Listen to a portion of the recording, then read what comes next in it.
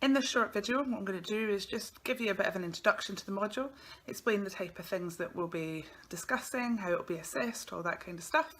And then I'm also going to show you through our virtual learning environment on Brightspace, just to help you navigate your way through the materials there. So Biomedical Sciences is a year 1 semester 1 module, so you'll be coming straight into this module when you start the course. It's a module about basic human anatomy. And depending on what your background is, where you've come from before you did this course, some of this might be a bit of revision for you. Others of you, this might be something that you haven't learnt for quite a while. So by the end of the module, we'll all end up in the same place, but it might just take a while for us to all find that sort of position. So we start off looking at real small histological style of anatomy, so looking at cell structure, how different types of tissues are made up. And then as the module progresses, we start putting these things together and turn it into body systems. So we'll look at things like respiratory system, digestive system, endocrine system, all that kind of thing. And this module is a really key building block for the rest of your time on the course. Later on, we're going to talk in future semesters and future years about disease processes. And it's really important that you understand how the body works in health in order to understand what goes wrong when disease processes happen. So we really need to take the time to explore the tissues in the health at a small level so that we can then build on that for the future and progress on to helping people manage and treat disease. So the technique that we use on this module to help you learn this material is called the flipped classroom technique. So what that does is it moves away from the sort of traditional style of learning to a more progressive style that encourages you to develop your own knowledge and to get a deeper understanding of the material. So in the traditional sense, you might come in and sit and listen to lectures 2-3 hours at a time, and then you would go away and you would write up notes and you would try and make sense of this material afterwards. It's not a particularly productive way of learning for most people. Very few people can sit and listen to anyone for that length of time, let alone concentrate to the extent where you're properly taking in information. So with the flipped classroom technique, you'll find that you're given a lot of information beforehand. So the basic stuff that you might sit and listen to somebody talk to, instead you're giving it in different formats. So I might give you some reading materials, some videos, some worksheets to work through. And then, instead of regular lectures, we'll have tutorials spread out throughout the semester. And those tutorials will cover 2 or 3 topics that you'll be learning about in your own time. And we will, in those tutorials, bring together what you've learnt, gives you the opportunity to ask questions, to look for more information about anything you're not certain of, and consolidate all the classes' learning together. It's an evidence-based method for learning, and the students in previous years from feedback have found it very productive. But it does rely on you taking responsibility for your own learning. So as the module leader, I've provided you with a huge amount of material to work through throughout the semester. But you need to do that. If you come to the tutorials having not done any of the work, you're not going to get much out of this module. The tutorials alone are not sufficient. You need to have done the work in advance. So I am going to rely on you guys to take that initiative. There is some timetable time in which to do that, and then there's also some other time that you need to put in your own time. And shortly we'll look at the module plan, and that'll help explain that a little bit more to you. So when you come to the tutorials, we expect you to be prepared, but in no way do I expect you to absolutely understand everything. There will definitely be things in the materials that you're given online that you're just finding quite difficult, and those things will be different for each person. Everybody has their own ways of learning and their own things that they find difficult. So what you need to do with those materials is to come to the tutorials and ask questions. This is an open learning environment. There's never a time where it's inappropriate to ask a question. And there's no such thing as a stupid question. People all the time will say things like, this might be silly, but no, there's no silly. If it's a question that you need answered, then you need to ask it. And I guarantee you, if it's a question that you've got, at least 2 or 3 other people in the class, possibly the whole class, will have the same question. So please feel free in our tutorials to ask questions, to say, sorry, I don't understand, can you explain that to me? I need you to do that, and I'm going to rely on you guys to do that. I'm not a mind reader. I can't tell what you do and don't understand without you voicing that to me. So the tutorial is really interactive, lots of activities and tasks that we'll be doing together across the 3 sites. So what I'm going to do now is I'm going to switch and show you a screen view, and we'll go through your virtual learning environment on Brightspace, talk you through a few of the documents that you might find useful, and then look at your learning resources. So this is your biomedical sciences area on our virtual learning environment, Brightspace. It's going to take a little bit getting used to, but the best advice I can give you is the more you play with it, the more you use it, the better you will get at it. So I'm going to show you around a few of the areas, a couple of the documents and things, but it's really just a case of taking the time to move through the platform and use it as you would normally do. So you can see as soon as you log into the biomedical sciences area, we've got in our visual TOC, that stands for table of contents, a couple of we've got the introductory section and the section that describes assessments, and then we have a tile for each week, and that takes you right through to week 15, which is a week before your final assessment. So you can access any of these just by clicking on here, and we'll start with the module introduction. So first thing you will have already found in this module introduction area is the video. We've then got a little bit of a written explanation about the flipped classroom approach that I mentioned at the start of the video, so you can take some time to read over that. This document here, how long should I spend on each task, gives you a very rough guide as to the amount of time you want to be spending working through the learning resources. It is just a guide, and as I've said here, some things might take you longer, some things might take you less, but it's just to help you understand roughly how long to spend on things, so that you're not spending substantially longer than we would expect you to, because that obviously is going to impact on your other studies. I'm just going to show you this lecture schedule document at the moment. This is a document I'm probably going to refer to quite a lot throughout the module, so it's important that you understand what I mean by it. The lecture schedule is the document that lists all the learning outcomes for the module.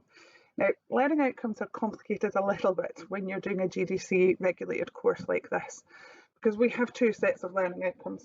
We have the learning outcomes laid out by the GDC, and they're the ones that we have to prove you've met in order to become a dental therapist.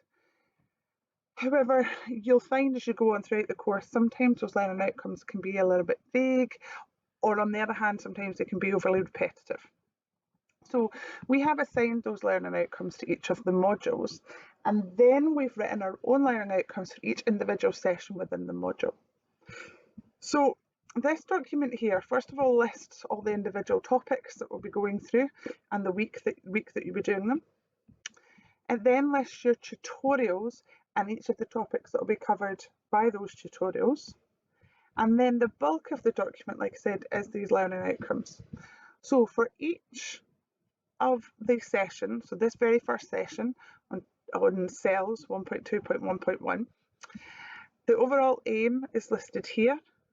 Then the learning outcomes that we'll cover by that section, and then we have the GDC learning outcome. So there is there's 2 learning outcomes from the GDC for this module, but obviously that's not really going to help structure your learning at all. So these individual session learning outcomes are what you want to be using as your reference point. Like, have I understood enough about this topic? Well, the way to answer that is, can you answer those learning outcomes? So the lecture schedule document is where you find all of these listed. You will also find the learning outcomes at the start of each of the learning outcome sessions. But if you're looking for them all together in one place, then the lecture schedule document is where to find them. The module plan is a little bit similar to the lecture schedule, but just a wee bit easier to follow. I'll click onto that just so you can get an idea for it. This states week by week what you should be doing each week. So week 1, you're going to be working through the materials for 1.2.1.1 and 1.2.1.2, sorry. Then in week 2, you'll have your tutorial which relates to the week 1 materials, and then you can move on and start week 2 materials and so on. There's tutorials most weeks, but not every week. Some weeks we give you a couple of weeks to work on one set of materials, and then we cover them later on. So this is all stated out week by week, and it's also got the assessments included in there. So if you get to a point you're like, I'm a bit lost, what week am I on? This is the document to come to for that. And the week numbers on here relate to the week numbers on the main timetable.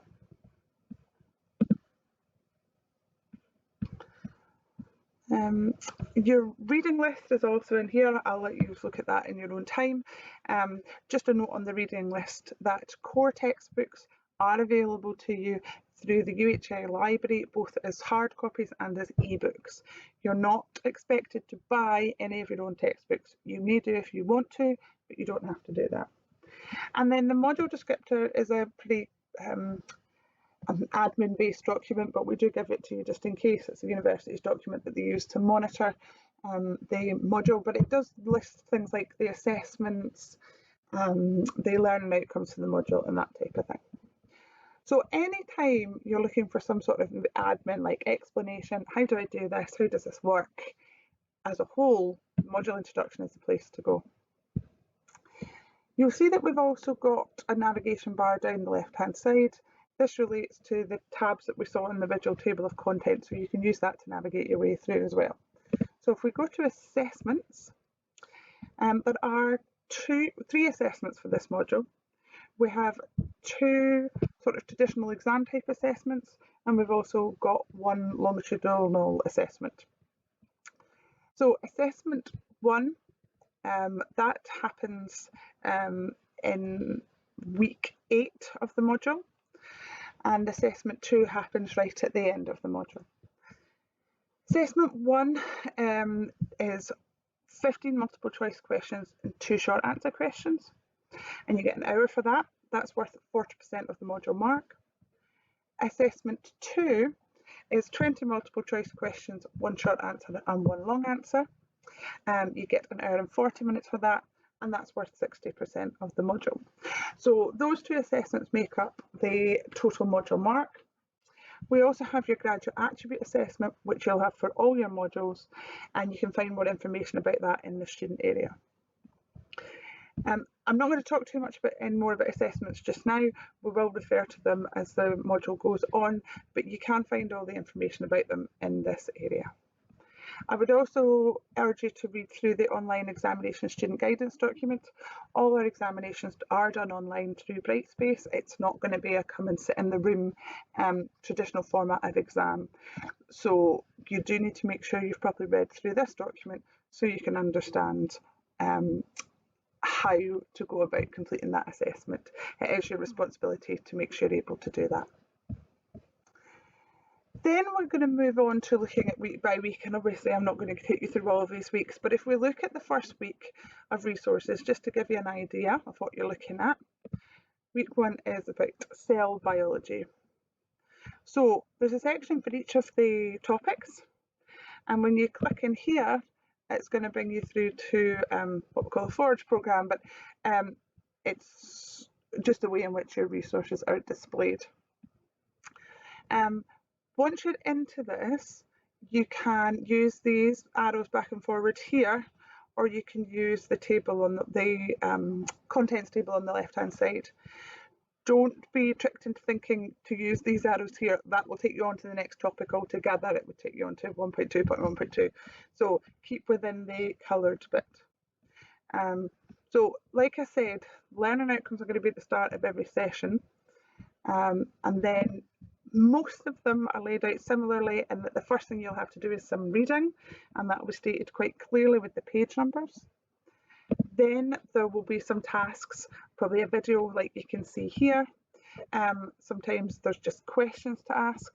Sometimes there are worksheets to fill in. See, we've got another video here.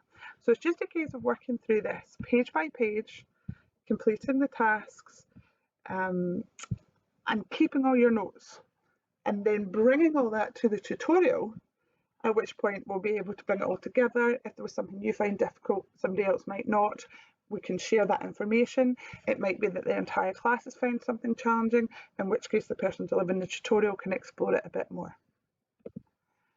So we work all the way through to the end, and then you'll have done that resource. So that would be the first part for week 1, and then the second session is here. And it's similar. We've got our arrows here, and you see that's taking you through the session, the topics on the left-hand side. So in week 1, you need to come into this week 1 folder and work your through all those topics. Once we've had our tutorial, any additional resources that have been generated will upload to this area here, and then you'll be able to go back and look at them yourself. So each week is exactly the same. Some weeks you'll find there's a bit more than others. For example, if I go to this week here, you'll notice this is week 8 and 9, so you've got 2 weeks to work through these resources, and that's because you've got 3 topics to cover rather than 2. When you get onto week 14, it's a slightly different setup. We're going to do this as a discussion board rather than a face-to-face tutorial. To access tutorials, we will use the WebEx area.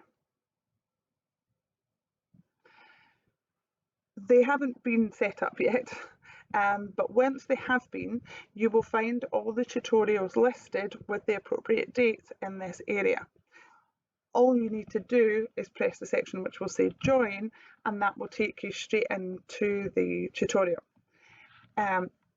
if you're joining from home. If you're choosing to join from class, you can do exactly the same thing. You'll just need to link it to your main system as well from the classroom, and a tutor in your area can show you how to do that. That's how we'll do most of our tutorials. There is also, however, like I said, the discussion boards. So if we go to communication and collaboration, and we'll go to discussion boards, you can see the principles of good health stuff we're going to do as a discussion board. Discussion boards are exactly that. They should be for talking, not just stating your point and leaving. It's for having a conversation. So whenever you're using a discussion board, do make sure you continue to check to see if anybody's responded to your posts, reading other people's posts, and making any responses you want to. The only other thing we really want to highlight to you is the quizzes section. This is what we will use to do your assessments. So when you come to do the assessment, it'll be a quiz that you're doing. Please don't be concerned or worry that seems less important than an assessment or anything like that. It's just what Brightspace calls that tool. So they will appear as quizzes. However, the best way to access them will just be through this table of contents in the assessments area. If you click on that, you'll be able to click on the quiz and go ahead and complete it. So really, I would recommend using this visual TOC as your main point of navigation.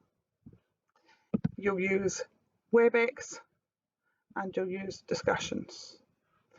The quizzes are in course tools if you want to, but like I said, you're better to access them through assessments. Library resources is useful. You can click on module reading list, and you would just type in the code for whatever module it is. In the case of biomedical sciences, you can just take it from the top of your page. It's UB 707240. But that is one way of accessing your learning, your reading list as well. And then there are various help systems there if you're using Brightspace in one way or another and you've got it stuck and you can't find anything.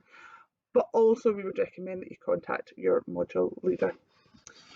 You might from time to time see announcements come down here. You can see this announcement from a wee while ago, but it's just letting the class know that their grades were available. that's just one way in which we can communicate with the class as a whole. We might also just email you, but do keep an eye out in terms of any announcements there.